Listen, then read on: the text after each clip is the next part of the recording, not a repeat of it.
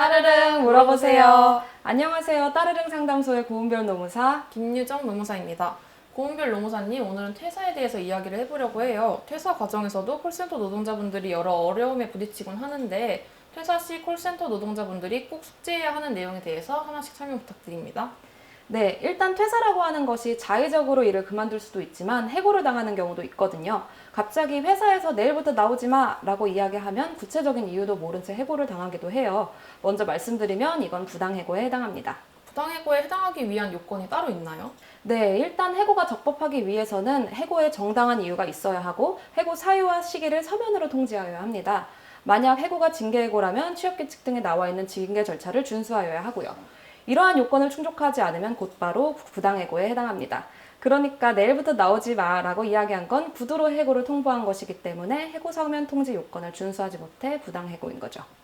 내일부터 나오지 말라는 이야기는 해고 예고에 대한 규정도 어긴 게 맞죠? 해고 예고를 하기 위해서는 30일 전에 통보를 해야 되잖아요.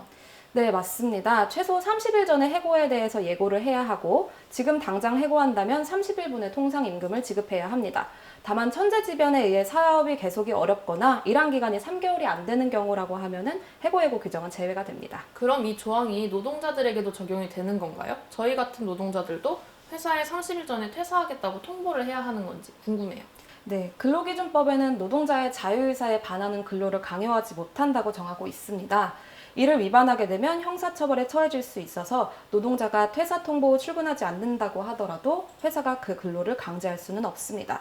그러나 퇴사 통보를 하였음에도 회사가 이를 승인하지 않으면 통보 날로부터 1개월이 지나야 근로관계가 종료되기 때문에 일방적으로 퇴사 통보 후 출근하지 않으면 계약 위반이 됩니다.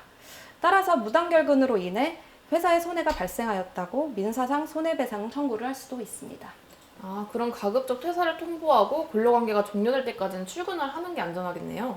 만약 출근이 불가능한 경우라면 회사에 발생할 수 있는 손해도 예상을 해봐야 되는 거고요.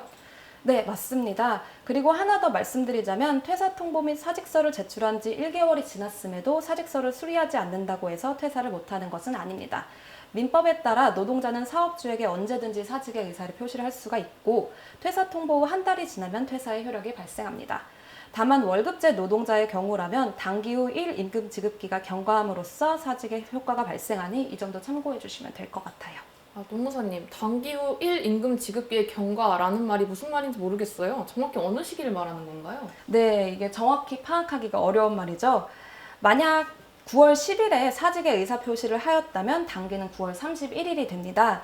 여기에 10월 1일부터 10월 말일까지가 1임금 지급기라고 생각해 주시면 되시고 이 1임금 지급기를 경과하여야 하니까 11월 1일에 사직의 효과가 발생한다고 생각하시면 되세요.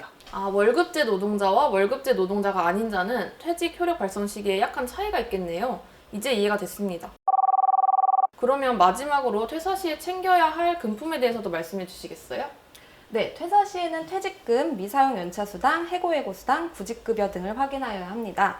해고예고수당은 즉시 해고 시에 받을 수가 있는 것이고 구직급여는 일반적으로 비자발적인 이유에 의해 퇴사할 때 받을 수 있으십니다. 혹시 이런 것들을 언제까지 지급해야 한다 이런 법 규정이 있나요? 네, 근로기준법에는 퇴사 후 14일 이내에 일체의 금품을 지급하여야 한다는 규정이 있고요. 만약에 14일을 넘게 되면 지연이자가 발생합니다. 그럼 퇴직금은 어떤 임금을 기준으로 액수를 산정하는지 알려주시겠어요? 네, 퇴직금의 경우 계속 근로년수 1년에 대해 30일 이상의 평균임금을 지급하여야 합니다. 만약 평균임금보다 통상임금이 더 높다고 하면 통상임금으로 퇴직금을 산정하여야 하고요. 평균임금은 퇴사 전에 3개월간 받은 임금을 기준으로 계산한다고 생각하시면 됩니다. 미사용 연차수당은 사용하지 못한 연차에 대해서 수당으로 받는 건가요? 미사용 연차수당도 평균임금 기준으로 산정을 하는 건지 궁금해요. 네, 일단 말씀하신 대로 사용하지 못한 연차에 대해서 퇴사 시에 수당으로 청구할 수가 있습니다. 미사용 연차 수당의 지급 기준은 통상임금 또는 평균임금으로 하고 있는데요. 대개 통상임금을 기준으로 그 액수를 산정하고 있습니다. 그리고 퇴직금 계산 시에는 미사용 연차 수당이 포함되기도 하는데 퇴직하기 전에 이미 발생한 수당은 퇴직금에 포함이 되지만 퇴직으로 인해 비로소 발생하는 수당은 퇴직금 산정 시에는 포함되지는 않습니다. 네, 확실히 퇴사도 잘 해야 되는 것 같아요. 콜센터 노동자분들도 퇴사하실 때 꼭 챙기셔야 하는 부분을 다시 한번 확인해 주세요. 네, 지금까지 따르릉 상담소였습니다.